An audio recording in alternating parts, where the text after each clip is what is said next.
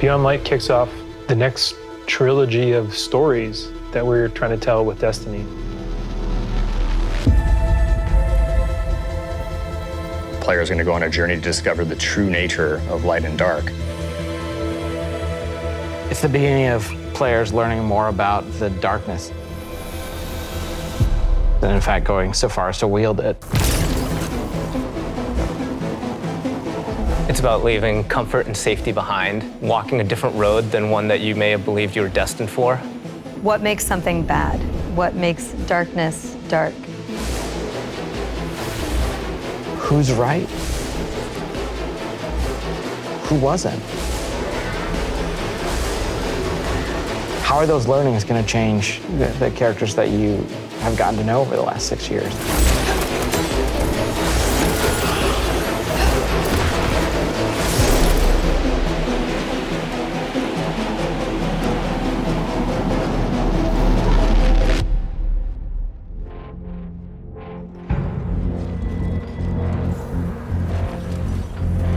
Beyond Light's really the beginning of a new adventure. Guardians, for the longest time, have been bathed in the light, sort of this altruistic force fighting back evil. And now we're starting to move into that gray area between the light and dark. If the darkness reaches out, we must reach back. I will not sanction this. In Season of Arrivals, the Vanguard is divided. You have some characters telling you, we should fight these ships, and we have other characters who are saying, no, we should find out what they want. We should get to know them and understand more. But it definitely comes to a head.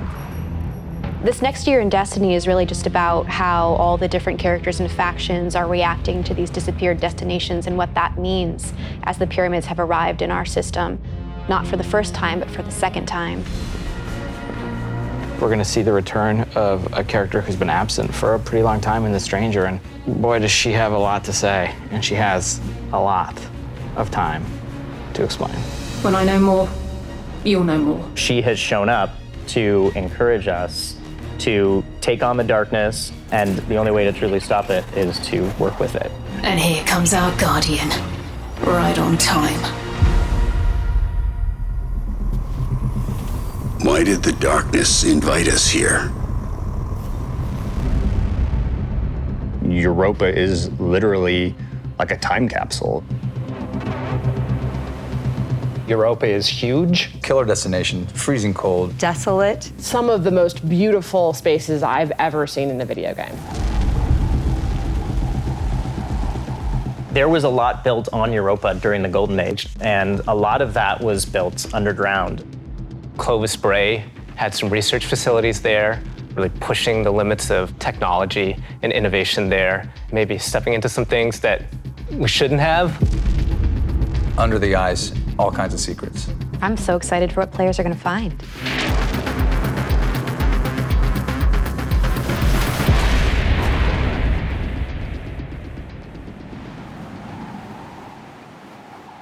The storm on Europa was actually something we've wanted to do for a long time. We wanted it to feel harsh. The weather system is so awesome. Like, you're walking through an open space and all of a sudden things start happening.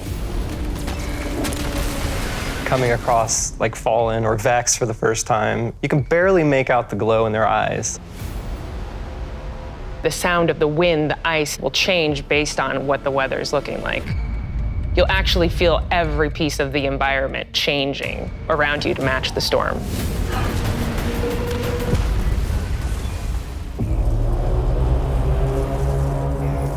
Europa itself is a pretty foreboding place. Aramis is there in advance of us, and she set up a forward base. She has lieutenants who have gotten their hands on Stasis, gotten their hands on the darkness, and they're learning to wield it. One by one, we will rise again. And so I think her motivations are really interesting too. Today, we begin breaking free from our chains. Aramis really challenges a lot of the ways that we think about light and darkness. She's going to make you think about your relationship with the Traveler. She's a compelling leader, and she has a vision. And especially after the collapse of their society, people, I think, the Fallen wanted someone to follow. Is the light going to be enough? I think we've seen that we need some new tools to to fight our enemies with. Maybe it's time to fight fire with fire, or ice with ice.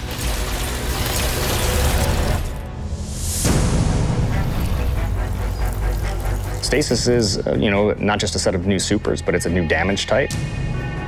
We've got Solar, Void, Arc, and now we've got Stasis. The idea for Stasis all really came back from the gameplay idea of freezing someone. That was kind of the theme that everyone kind of rallied behind. Dima's an amazing concept artist, had some images that really kind of put us on the right path. What really was landing with that was the more crystalline notion.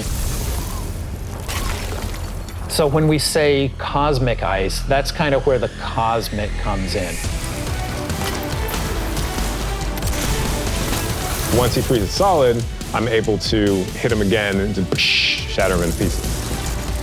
The pieces break apart and explode into sharp shards that can damage you. So all of that kind of came together when we landed on that theme.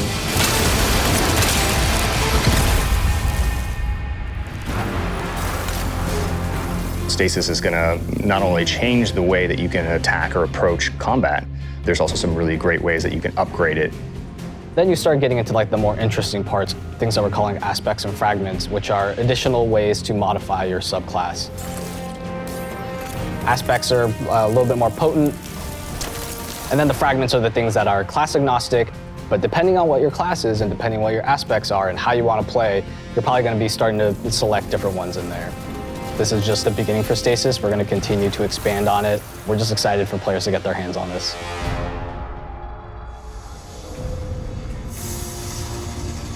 When we're creating a new palette like Stasis, we do what we call a source jam. Everyone on the team blocks out about a week where we can say, okay, you're going to go out into the world, microphone, recorder, record anything that reminds you of cosmic ice.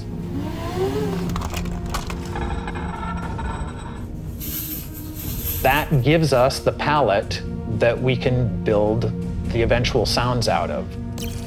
I found personally that the best way to do it was at night. But doing screams, screeches, and blood-curdling yells is a little scary at night. Then I had a really rumbly stomach, and that also was recorded. There was also a breast pump.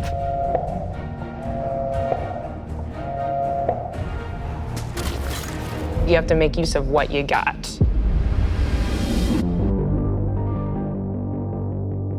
In Beyond Light, we have new exotic weapons for you.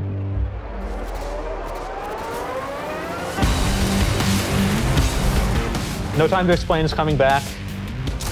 Instead of just being the gun that refills your magazine when you land precision hits, you actually get a little time portal, and it starts spitting out rounds alongside you. You can actually have that on top of the Arc Soul, so you can be your own little mini firing squad you build for it. Another one we have is the Laments.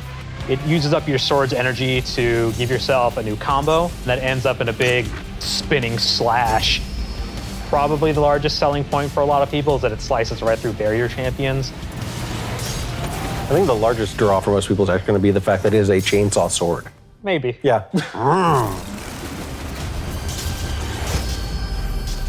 For Beyond Light, we really wanted to create exotic armor pieces that formed a key part of your build around which all the other parts of your build could revolve.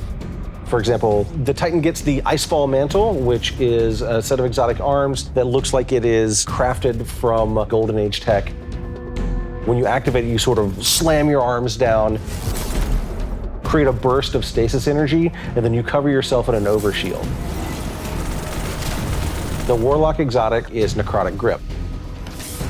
If you are facing a wave of thralls running at you, you can nail them with your melee attack, and it starts to burst and sort of cascade through the whole group.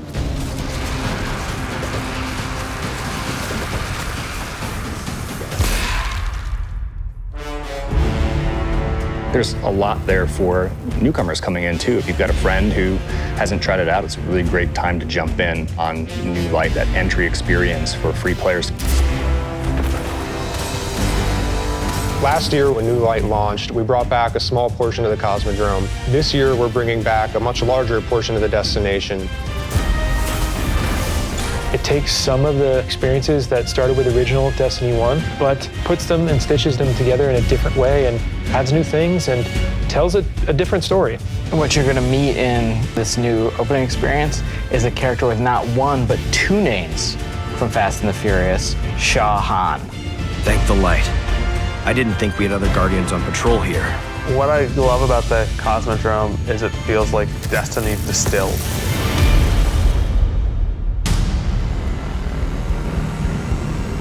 Season of the Hunt picks up where Arrival's left off. Other forces are taking advantage of the darkness to make their move forward, including Xivu Arath, a sister of Oryx, and she's taking this opportunity to build up an army. And we're working with Osiris to try to stop her. Osiris goes out, stumbles across these hive growths that are driving combatants crazy. Osiris is in trouble, and of course, you're his only hope.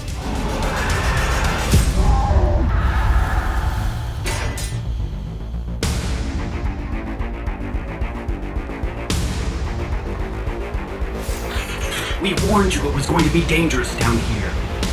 Impossible.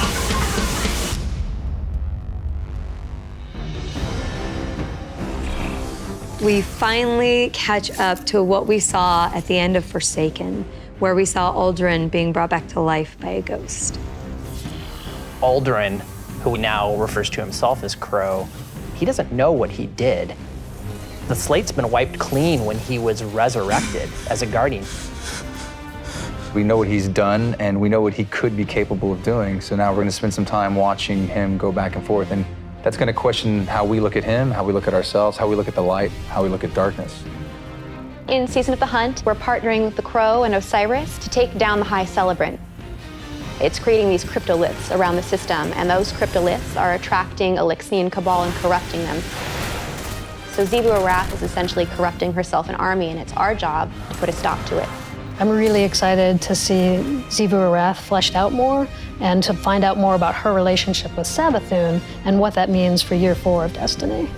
Savathun has been placing dominoes, and at the end of year 4, she's going to knock down the dominoes. We're going to see what she's been really up to. And so this year, she's putting the last pieces in place.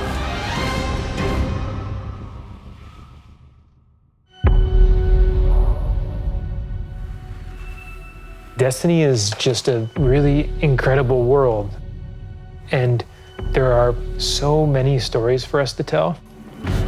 We have a lot to look forward to, beyond Light, then the Witch Queen, and then Lightfall, and all the seasonal content between. We feel like we've got a really great way to bring people together. Working through COVID and working through some of the other turmoil in the world right now has been really challenging. I have to admit, I've been pleasantly surprised with how well we've been able to get things done. We're committed to your characters and your community of players. We want to meet you where you are.